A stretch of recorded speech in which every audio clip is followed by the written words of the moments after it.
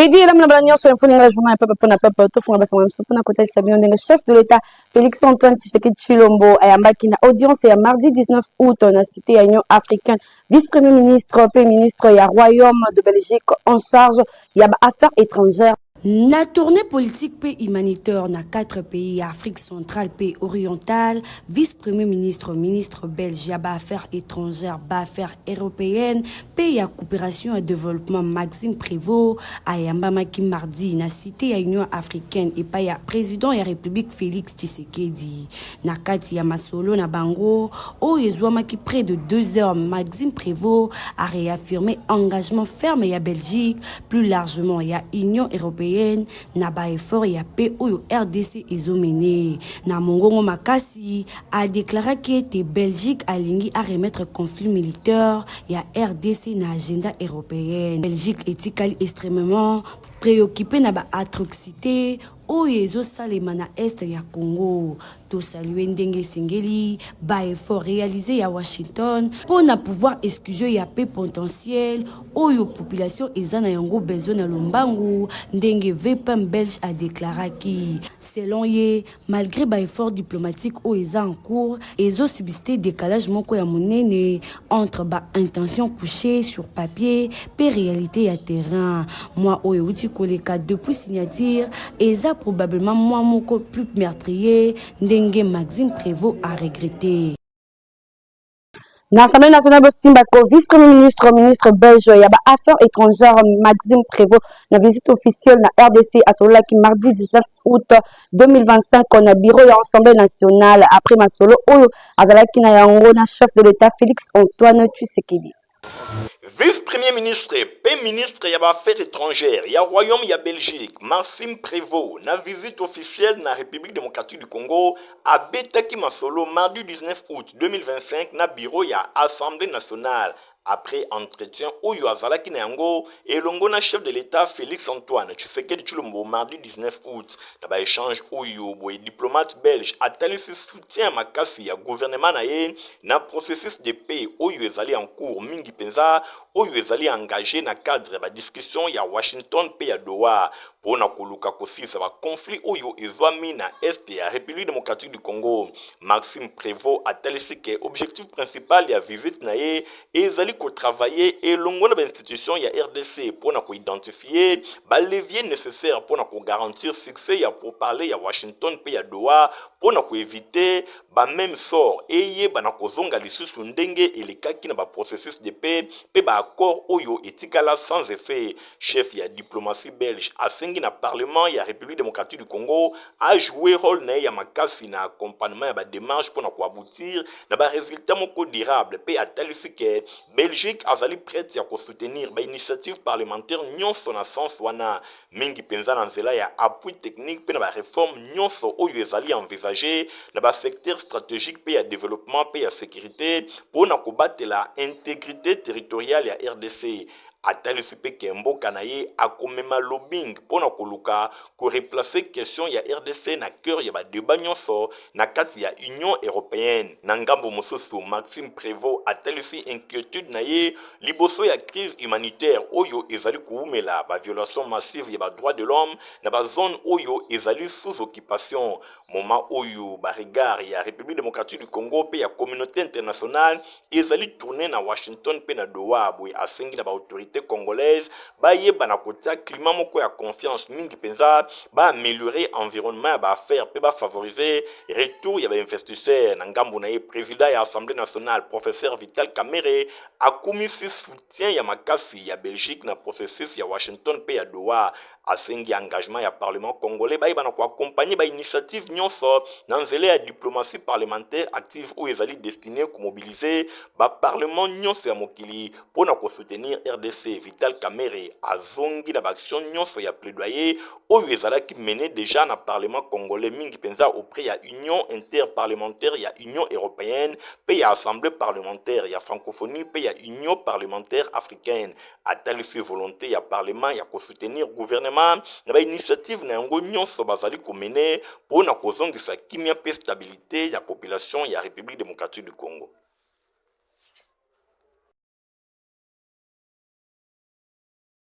Nayoko Ramana Japon, Premier ministre ya RDC Judith Suminwa ayambamaki epai ya président ya Angola Joao Lourenço oyo pe azalaki président na exercice ya Union africaine. Judith Suminwa azalaki porteuse ya message ya chef de l'État Félix Antoine Tshisekedi Tshilombo. Nathalie Kaila. Na Yokohama, na Japon, le 20 août 2025, Premier ministre de la République démocratique du Congo, Judith Suminwa Tuluka, porteuse ya message ya président de la République Félix Antoine Tshisekedi Tshilombo, ayambamaki na audience epai ya président angolais Joao Lourenço, oyo azali pe président ya Union africaine boye bokutani oyo ezalaki bongo mingi na marge ba travaux ya 9e édition ya conférence internationale ya Tokyo pona oyo etali développement ya Afrique du cadre 29 na mokuse boye Yokohama kuna na Japon ba entretien entre ba deux hautes personnalités ezalaki mingi likolo ya ba question ya sécurité na région ya Afrique centrale pe ya renforcement ya coopération économique entre bamboka mibale. Ordre du jour ya rencontre oyo prioritairement ezalaki porté na ba défi sécuritaire pe ya processus de paix oyo ezali en cours et pa wapi RDC azali engagé. Ba parti nyonso mibale ba pasaki en revue ba mécanisme ya stabilisation ba soulignaki importance ya action moko concerté pe ya soutien continental. Na suka ya masolo chef ya gouvernement ya RDC a partagé ki ba fruit ya ba échange na bango, a insisté ki mingi na nécessité ya approche moko commune pour garantir sécurité stabilité ya mboka na sous-région pe sécurité ya mboka. Processus ya kimia oyo ezali en cours mingi penza na accord ya Washington pe processus ya Doha yango ezalaki pe précisé et pa ya premier ministre na ngambo mosusu ba discussion na bango ezalaki consacré na kokolisa coopération économique entre bamboka nyonso mibale. Bango nyonso ba se félicitaki na état ya avancement ya partenariat oyo izwami en particulier pe na secteur stratégique pe ya hydrocarbures mingi na accord moko oyo ezali concret oyo ezali déjà finalisé. Balobelaki pe makambo etali ba partenariat ba accords commerciaux pe lisusu oyo bango bazali koluka ko finaliser na Angola mingi ba question ya hydrocarbures wana ezalaki pe esalemi bazalaki na ba discussion pe na ba secteur mosusu ndenge premier ministre a précisaki bosimba ke bokutani oyo na sommet na terre japonaise ezali kotalisa qualité ya ba relation diplomatique entre RDC na Angola pe na engagement mutuel ya koluka bango nyonso lolenge moko prospérité pe kimia na Afrique centrale. Pe lisusu président ya Angola a souhaité que gouvernement ya RDC azala représenté na inauguration oyo ezali koya ya raffinerie ya Kabinda. Ministre Judith Suminwa a accordé pe audience na M. Raouf Mazou au commissaire adjoint chargé des opérations et au commissariat des Nations Unies pour le réfugié toujours na cadre ya participation na la 9e conférence ya internationale ya Tokyo sur le développement de l'Afrique. Nathalie Kaila, héritier Mapinemi. Na marge ya participation na ye na 9e conférence internationale ya Tokyo pour le développement ya Afrique du cadre 9 na Yokohama premier ministre Judith Suminwa accordaki audience et pa ya Raouf Mazou au commissaire adjoint chargé ba opération ya au commissariat des Nations Unies pour les réfugiés.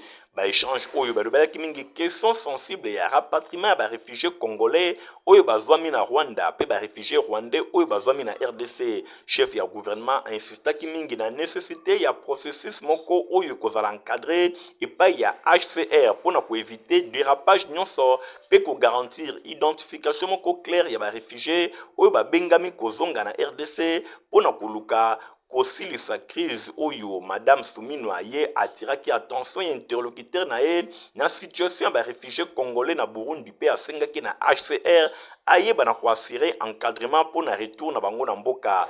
Na ngambu na ye Raouf Mazou akumisaki ba effort ya kimia oyo ezali en cours pe ba voie ya rapatriement volontaire pe sécuriser ya population.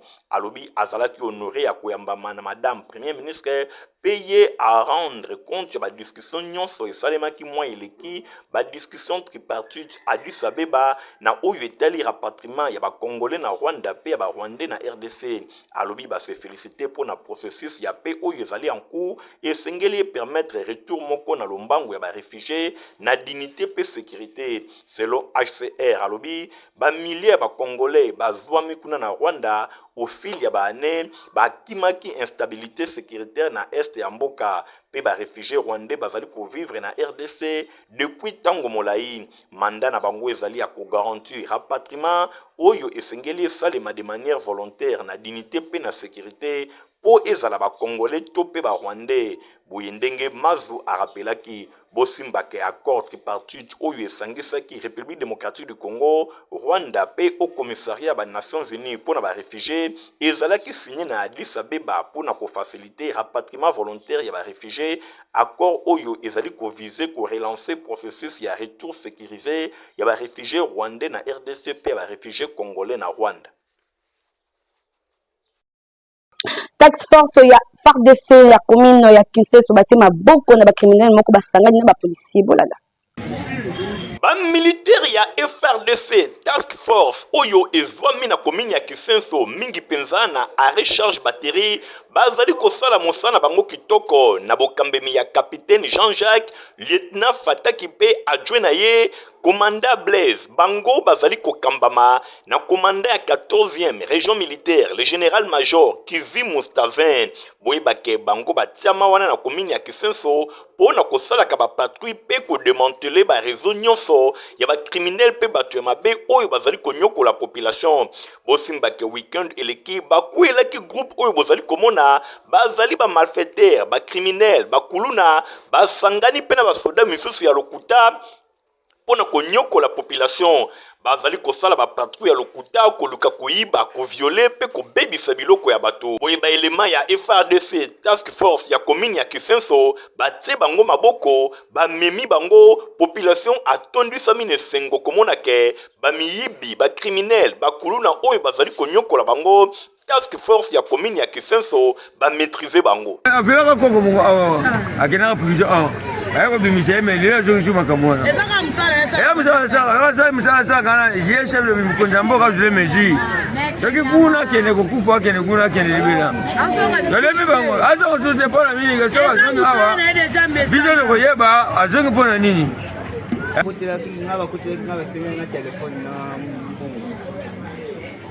ale bayaki bakoteli ngai ta babuki na porte yana bakoti ngai bisi ngai fili telefone ezali na mbongo opesa alobi nasala mbongo te asala telefone te bango bazwi batoboyi mikula mbetu wana batoboyi na mbetu batali elongo ezala te batali na kisi elo ezali population ya Kisenso asepeli pamba te patrouille oyo esalemaki tina commune ya Mongafula mingi penza na quartier Chad epai wapi balandaki bato oyo bazali kokotela bato na bandaku kasi bazali komibenga basoda pona kosala patrouille ya lokuta esengo makasi ndenge commandant ya 14e région militaire général major Kizimu azali kopesa mitindo epai ya capitaine Jean-Jacques lieutenant Fataki pe commandant Blaise bayeba na ko maîtriser bato oya mabe po batika konyoko la population task force ya commune ya Kisenso boko baseboye pona ko maîtriser bato ya mabe. Louis Kabongo a fondé le centre de formation professionnelle technique na 45 jours ya pamba au comité technicien centre munene pour na ba autodidacte de 17h à 20h kaka awa na itomat ista na commune ya Barumbu Stéphane Skandi. Tango ya koyekola esili nanu te yoka sango oyo na memeli bino bato nyonso oyo botanga déjà 6e de humanité kasi nanu bozwa diplôme d'état te itemat ndolo na ista batie na disposition na bino centre de formation ya ba autodidacte na domaine technique esengeli boyebake adresse eza kaka moko pona kobima ingénieur ya solo itemat ista bazali na ba formateur très qualifié na domaine technique nyonso lokola aviation civile, mécanique générale, électricité générale, électronique industrielle, radiotransmission et commutation, option ya construction P ezali na pointe. Pour na ba résultat ya ba examen d'état 2024-2025 préfet Kabangu alobaki soki toyebisa bino ke Itemat Ndolo Star basalaki 100% awa kutu bapesa bango kombo erataka te. De 17h à 20h basali na bango etikalaka très disponible mpo na bino ntango ya koyekola esili nano te. Papa, mama, osalaka deja na domaine technique kasi nanu ozwa diplôme te, leka na babiro ya Itemat Star ozwa inscription na yo. Bokanisi esili tintin préfet Louis Kabangu atie lisusu mpo na bino centre de formation technique professionnelle mpo na ajustage, soudure, rebobinage, installation panneau solaire, photovoltaïque, mécanique automobile, check automobile, diagnostic électronique des automobiles, installation bâtiment, froid, vidéosurveillance, électronique embarquée, informatique bakisa cours ya anglais classique, anglais aéronautique, anglais d'affaires pe cours ya français. Ezali ya koratete, formation rapide pour na 45 jours ya pamba pe 90 jours pour na ba jour normal. Comment utile na société yekola musala adresse kaka moko Itemat Star na commune ya Barumbu to pe obengi na numéro oyo ezali affiché na ba écran na biso. Soyez les bien koya.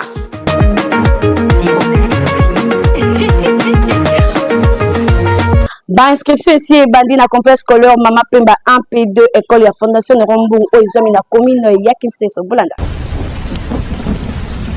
Ozali moboti ya mwana kasi yende beki na yo ya lobi ondimi kitoko po ezala boye yoka bien po na éducation ya kitoko pe ya qualité koluka mosika te ezali kaka pene na yo. Fondation Nero Mbungu yango nde ezali ko répondre na souci ya ba parents ndeko po na année scolaire 2025-2026 oyo ezali ko fongola ba porte na mois de septembre.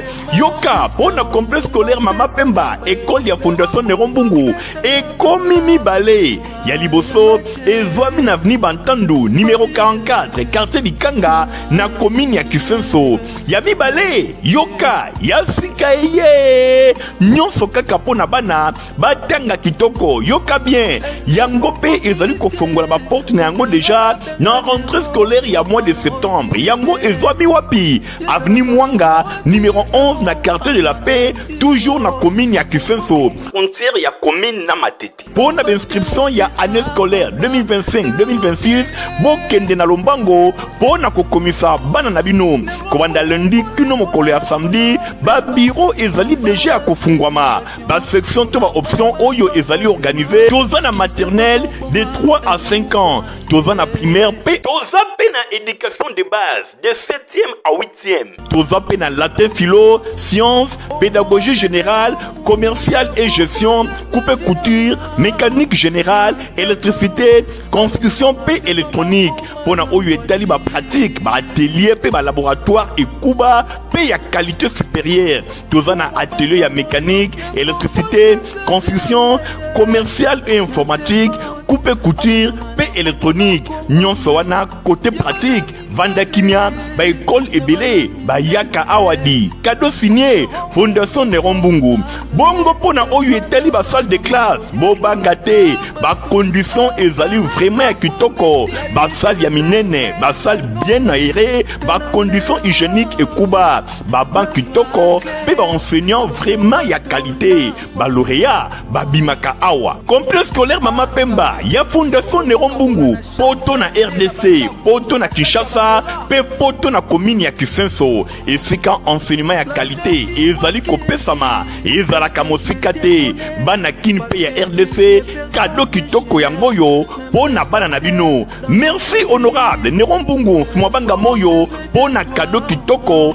opesi na bilenge oyo ezali vraiment bateau ya ITB Kokolo bosambarke ebele polobi ba notable ya RDC bakobima awa ya boye omona wapi tomona te kaka na banga moyo epai ya Fondation Nero Mbungu epai wapi elengi eye pona bana batanga kitoko pe enseignement ya qualité te kobanga monene ya babatima te kobanga kitoko na yango te pe enseignement ya qualité kobanga te kasi Minerval ezali à la portée ya moto nyonso po fondation Nerombungu aza na souci bana ya RDC batanga kitoko boya ebele bokosepela boza deja ya kosepela. Collège Prof Aouka fongoli déjà ba porte na yango pour na année scolaire 2025-2026 na ba extension na yango na Bumbu pe ya Makala. Iriti na reportage. Mosungi ya ba parents aye lisusu ndenge kaka amesana makambo ya sika yango yo ebandi pona année scolaire 2025-2026 pona collège Prof Aouka elongona yemoko le promoteur John Aouka Moma le grand baoba oyo alingaka bana bino batanga kitoko aye lisusu na ba surprise ebele. J'ai bien dit ba surprise ebele bosimba na cycle maternel de 3 à 5 ans aye na makambo ebele kasi misolo eza na yango muke toza pe na primaire na collège Prof Aouka kobanda na première année tu na 6e année à part wana tozali pe na éducation de base de 7e à 8e yaboye etikala kozala te kaka na collège Prof Aouka ba parents bayoki balobi collège Prof Aouka nde mosungi na bango na collège Prof Aouka enseignement eza vraiment ya qualité malgré Minerval eza nango ya muke prix ya nyampoul pe ya gratana kasi enseignement ekuba. Papa, mama, yoka kitoko, kobanga kitoko ya bâtiment oyo ekuba te. Nyonso, to Minerval, ezali à la portée na bino nyonso.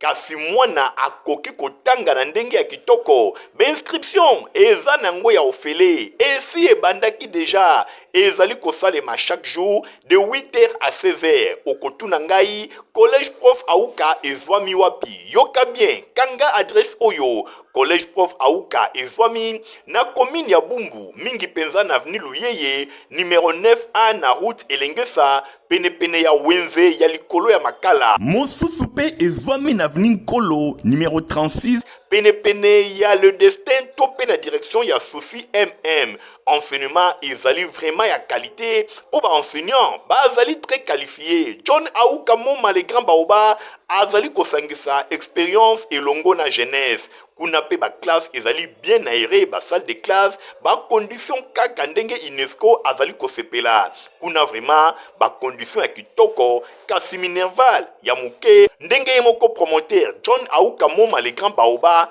alobi. Sengi kaka na boti bo ya na 40,000 bona primaire, 45,000 bona maternelle, pe 48,000 bona 7 na 8e.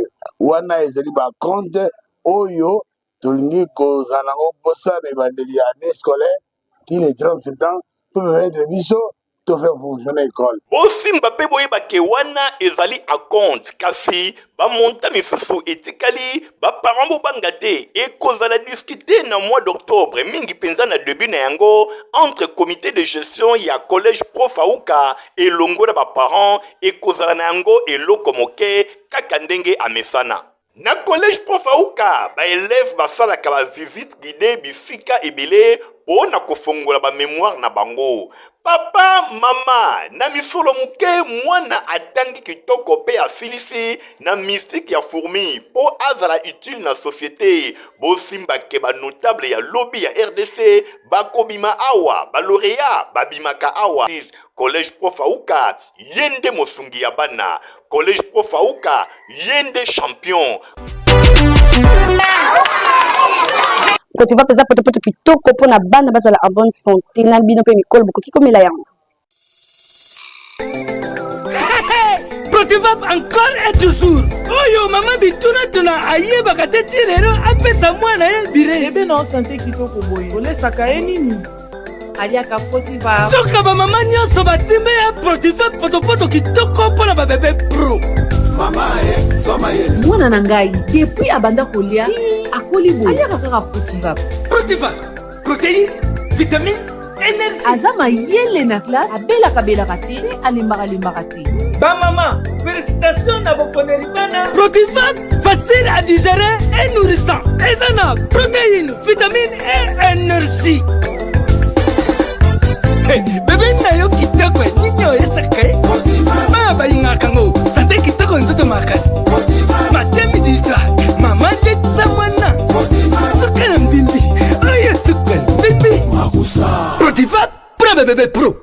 produit par Chris SARL. Bolanda prévision climatique pour le mois de septembre et octobre ndenge metelsat apesi biso.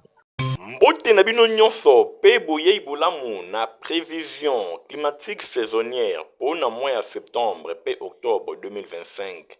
Évolution ya climat na période oyo etalisike ba précipitation excédentaire, c'est-à-dire ba mvula ya makasi ezali annoncé na partie nord-est ya République démocratique du Congo. Mingi penza na bamboka lokola Wacha, Bunia, Butembo, Kisangani, Buta, pe ville ya Goma. Natina wana na majeure partie ya République démocratique du Congo, bamvula ekozala pene ya normal. C'est-à-dire na partie sud de la République démocratique du Congo, bamvula ekozala vraiment faible na niveau ya ville ya Kolwezi, Likasi, pe Lubudi. Pour le mois de septembre et octobre 2025, soki bolingi ba détail mosusu esengeli koleka na Metelsat. Merci na bino nyonso.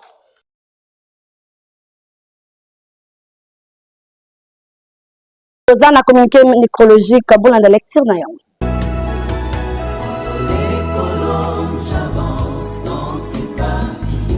Inspecteur général de la police nationale congolaise, commissaire division nord principal Philémon Patience Mouchidiav, ba famille Mouchidiav pe Kakuji Ligue bazana mawa makasi ya koyebisa na bandeko baninga pe bayebani na bango to moni pe la police nationale congolaise kubakisa communauté ya Grand Katanga liwa ya épouse fille belle-sœur tante pe mère honorable Sophie Kakuji Yumba oyo akufaki na butu ya jeudi kokoma vendredi 8 août 2025 kuna na Lubumbashi. Liwa ya honorable Sophie Kakuji Yumba, député national élu ya circonscription ya Kabalu na province ya Tanganyika, auta kibongo ba vacances parlementaires na ye. En attendant nchutu ya Mowei Eduma, programme ya matanga ezali boye. Mercredi 20 août 2025 à 19h30 veillée montuaire na hall ya Palais du Peuple nde mokolo ya jeudi 21 août 2025 na ngonga ya 9h30 nzoto ya Mowei ekobima na morgue ya hôpital du cinquantenaire epai wapi bako expose yango na Palais du Peuple mpona korendre ba hommage ya suka. 12h20 nzoto ya Mowei bakomima yango na cour d'appel ya Kumbe Kinshasa na audience solennelle ya Odelier serment ya avocat. 13h15 bakutungola nzoto ya Mowei na Palais ya justice pona kokende kokunda yango na nécropole. 17h bain de consolation na Palais du Peuple.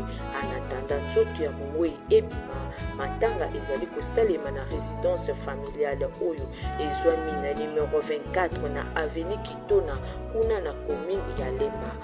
Info Lingala Mobimba ezokabula mawa na commissaire divisionnaire principal Philémon Patience Mouchidiav. Communiqué où ezali signé par inspecteur général de la police nationale congolaise. On les parvis de Dieu vivant qui le soleil le vent qui nous remplit.